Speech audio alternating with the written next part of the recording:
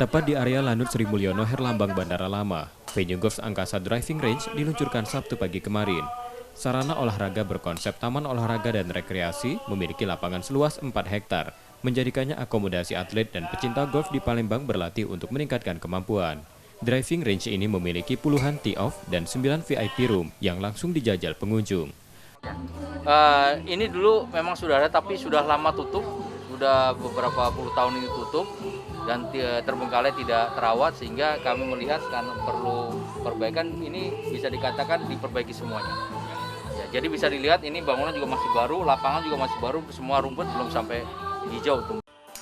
Atlet dan pecinta golf Palembang di Angkasa Driving Range tak hanya sekedar berlatih, juga dapat menjadikannya sarana rekreasi.